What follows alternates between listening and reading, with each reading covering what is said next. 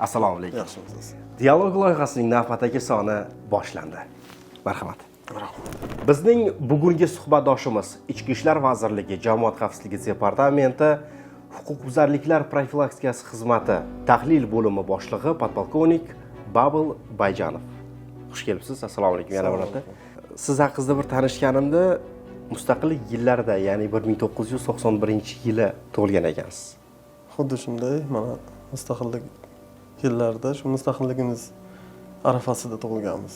Mustaqillik tengdoshisiz deb bemalol aytsak bo'ladi. Xuddi shunday. Xo'p, birinchi savolim, so'nggi 10 yillarda qanchalik o'zgardi ichki ishlar tizimi? Hech kimga sir emas, davlatimiz rahbari o'z ishini boshlagandan keyin ichki ishlar organlari sohasida tubdan islohotlar amalga oshirildi. Birinchi navbatda shu xavfsizlik nuqtai nazaridan barcha xodimlarga aniq vazifalar yuklatilib, ularning shu birinchi navbatda sharoiti bilan yaqindan tanishib, ularga xizmatda sharoit yaratish uchun barcha normativ huquqiy hujjat bilan mustahkamlab berildi. Bu birgina misol, mana davlatimiz rahbari o'zi ish faoliyatini boshlagandan keyin ichki ishlar organlari to'g'risidagi qonunni qabul qilinishi bu ichki ishlar organlari xodimlariga katta bir qalqon bo'ldi bu qonun. Oldin ichki ishlar organlarida kerak bo'lsa o'zining qonuni yo'q edi. Mana 2016-yil 16-sentyabr kuni ichki ishlar organlari to'g'risidagi qonun qabul qilinishi ham bu katta bir bizlar uchun qalqon bo'ldi.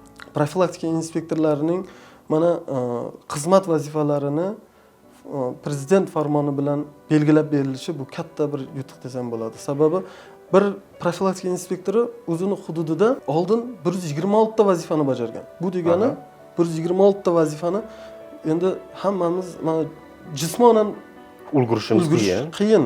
Ulgurish qiyin. Bir xodim 126 ta vazifani sifatli bajara olmaydi.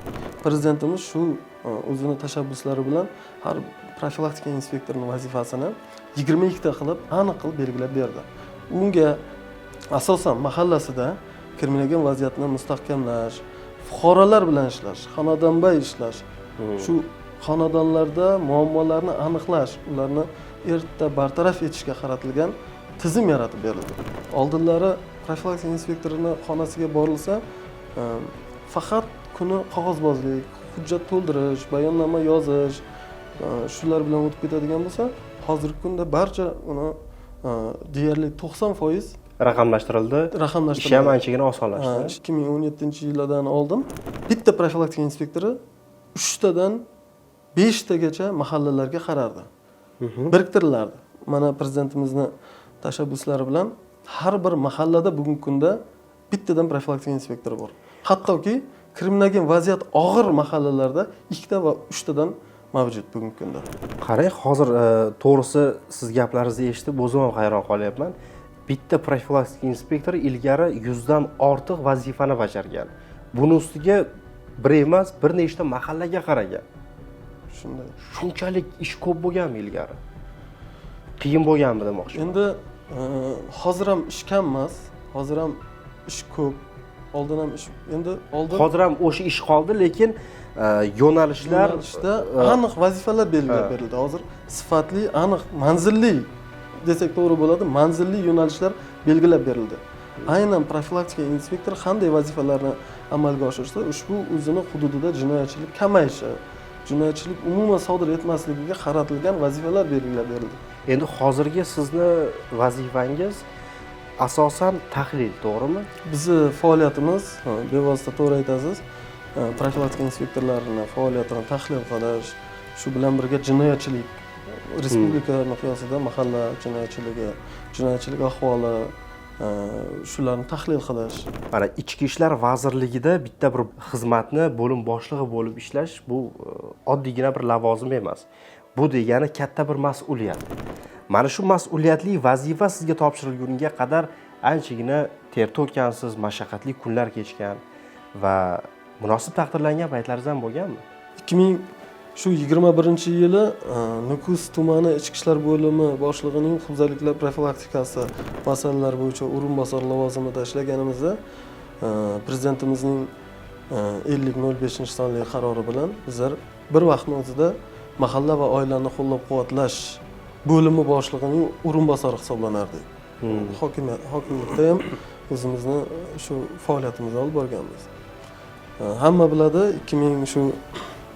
2020-yili pandemiya davrida qattiq ichki ishlar organlari tomonidan ishlar olib borilgan, shu ko'zga ko'rinmas yovga qarshi kurashgan shu davrda bizni shu kamtarona mehnatlarimizni yuqori baholab prezidentimiz tomonidan mehr-saxovat ko'krak nishoni olganman va 2023-yili 25-oktyabrda O'zbekiston Respublikasi prokuraturasini 30 yillik ko'krak nishoni bilan taqdirlanganmiz.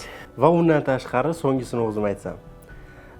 Mayor unvonida edingiz o'sha payt, ya'ni mayor edingiz. Undan keyin esa Ichki ishlar vaziri tomonidan podpolkovnik maxsus unvoni ham berildi. Xuddi shunday, shu o'tgan yili 2025-yili shu hurmatli vazirimiz tomonidan shu mehnatimiz, kamtarona mehnatimizni yuqori baholab, shu aynan mustaqillik bayramiga mana podpolkovnik unvonini muddatidan oldin rag'batlantirish tariqasida berildi. Hozirgi kunda xabarimiz bor, xavfsiz va sog'lom yurt oyligi ketyapti, ya'ni xavfsiz va sog'lom yurt keng qamrovli tezkor profilaktik tadbirlar oyligi. Bu bo'yicha ham ikki og'iz fikrlaringizni bildirib ketsangiz. Respublika miqyosida xavfsiz va sog'lom yurt keng qamrovli maxsus profilaktik tadbirlar o'tkazilib kelgan, lekin shu aynan shu mana o'tkazilayotgan xavfsiz sog'lom yurt tadbiri prezidentimizning tashabbusi bilan o'tkazilyapti. Bu bo'yicha Ichki ishlar vazirini alohida farmoyishlari tasdiqlangan. Bu tadbirda nafaqat ichki ishlar organlari, balki huquqni muhofaza qilish organlari xodimlari bilan birgalikda bir yelkadan bosh chiqarib birgalikda jinoyatchilikning barvaqt oldini olishga shu barcha kuch va g'ayratlarni solmoqda. Endi o'zingizni sohangiz bo'yicha ikki og'izgina fikringiz va savol tariqasida qabul qilsangiz ham bo'ladi. Xo'p, mana shu tadbirlarni o'tkazilish mana bir oy mobaynida shu tadbirlar, oyliklar o'tkazildi, to'g'rimi? To'g'ri. Tahlillarga ko'ra necha foizga jinoyatchilik va huquqbuzarlik kamaydi? Iyul oyining o'zida oldini olish mumkin bo'lgan jinoyatlar deyarli 40% ga kamayishga erishildi. Bir oylik jinoyatchilikni shu mahallalar kesimida tahlil qilganimizda kriminogen vaziyati og'ir hisoblangan qizil toifadagi mahallalarning deyarli 25% da bironta ham jinoyat sodir etilmadi bir oy davomida. 25%da. 30% da esa jinoyatchilik sodir etilishi kamaydi. Bu degani shu mahallada aynan biz shu maqsad qilgan, oldimizga maqsad qilgan natijani erishdik deb o'ylayman. Sababi maqsad aynan mahallada jinoyatchilikni sodir etmaslik. Mahalla tinch bo'lsa, davlatimiz, mamlakatimiz tinch bo'ladi. To'g'ri. Oz qoldi mamlakatimizni 35 yillik to'yi. Yaqin qoldi kuni. Shu munosabat bilan barcha hamyurtlarimizni tabriklashingiz mumkin. Shu munosabat bilan barcha yurtdoshlarimizni O'zbekiston Respublikasi mustaqilligining 35 yilligi bayrami munosabati bilan samimiy muborakbod etaman. Hamisha yurtimiz tinch va osoyishta bo'lsin. Barcha yurtdoshlarimiz shu tinch vatanda osoyishta bo'lishiga tilakdoshman. Mamlakatimizda mana shunday aqlli, zukko, o'z salohiyatiga, o'z bilimiga va o'z aqliga, o'z kuchiga ega bo'lgan vatan o'g'lonlari bor ekan, mamlakatimiz bayroq faqatgina osmonlarda hilpiraydi. O'zingizni ehtiyot qiling. Dialog loyihasining navbatdagi sonlarida ko'rishguncha omon bo'ling. Sizga ham kattakon rahmat. Rahmat.